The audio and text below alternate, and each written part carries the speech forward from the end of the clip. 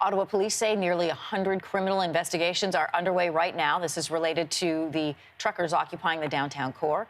Protesters have been clogging the streets around Parliament Hill for more than a week now. The truckers' presence has forced the city to declare a state of emergency. There still has been no attempts by Ottawa police to remove the trucks. Joining us this morning is Charles Bordelot. He is the former chief of the Ottawa Police. He's now a public safety consultant. Great to have you with us this morning. My pleasure, Anne-Marie. The Criminal Code of Canada partly defines mischief as an act that obstructs, interrupts, or interferes with any person in the lawful use, enjoyment, or operation of property. Do you believe that the protest has met that threshold, and should it be considered illegal? Absolutely. The behaviors and the definition in the Criminal Code specifies that this is the offense that is being committed. And that's the offense that has been used in the past in order to enable police officers to go in, arrest under the mischief category, and charge them with mischief and bring him to court. Then what's the hesitancy? Why haven't we gone ahead and done that? Well, I think that first off, this is a different protest. We've never seen this type of demonstration in Ottawa. First, the footprint that they've established is huge, and the behaviors of the protesters is something totally different. And the time and place to start affecting arrests is critical. And my understanding from what the chief has been saying is that the demonstration is so volatile that he's concerned that going in at this point in time would escalate the situation.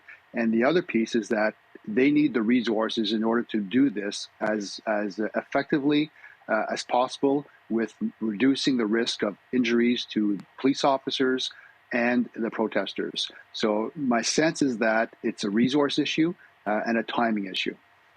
So the protesters know this. They know that right now, they've outmanned what seems to be the management of police at the moment. The police chief is asking for help from all three levels of government.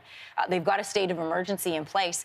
I just don't understand how in a city protesters can set up an area that says, truckers only parking. They've now designated where people can come and go in the city. It's unique, it's different, and I think that's the challenge around this is how do they get there? They certainly will be reviewing how things went, and one of the key pieces is around their traffic management plan, is how they allowed trucks, and there were thousands of them, to come into the downtown core and start taking over residential streets. If you look at Quebec and Toronto, they looked at what happened in Ottawa, and they put the measures in place around preventing that from taking place. But clearly, their planning assumptions at the front were wrong. They expected them to stay just for the weekend, and they expected a smaller footprint. That clearly didn't happen, and here we are today. Here we are today. So if they need to remove the protesters, if this is declared an illegal protest, if what they're doing is illegal, why not arrest? Why not have them removed? I think that's what people are trying to figure out here. Well, they have escalated their level of enforcement. They are arresting and charging individuals. They're having some challenges around that with respect to bringing in the diesel with water and different strategies that the protesters are using. But it comes down to a timing and the number of resources. So my sense is that he's asked for additional resources, a significant number of additional resources for him, for the police service to be able to go in and start effecting mass arrests and bring this under control. There's also the day after. So even if they clear everything today, there's a concern that they will come back and there will be a larger movement taking over the city. So they need to have the resources in order to prevent that from taking place in the days to come after they clear the area. Yeah, Chief Slowly has asked for, I believe it's up to 1,800 police officers. And, we've seen what it looks like when things escalate before. He was on staff here in the city of Toronto during G20. He knows what it looks like when things escalate, but we've managed that before. Can they not manage it again? Well, I don't have access to the intelligence that they have, and certainly it can get ugly when you start using an escalating force. And we've learned in the past that the best way to manage these demonstrations is to try to negotiate and further reduce the footprint, which they have had some success, and reducing the numbers as well. So it's a key consideration when you do go in that you want to minimize the level of risk to injuries.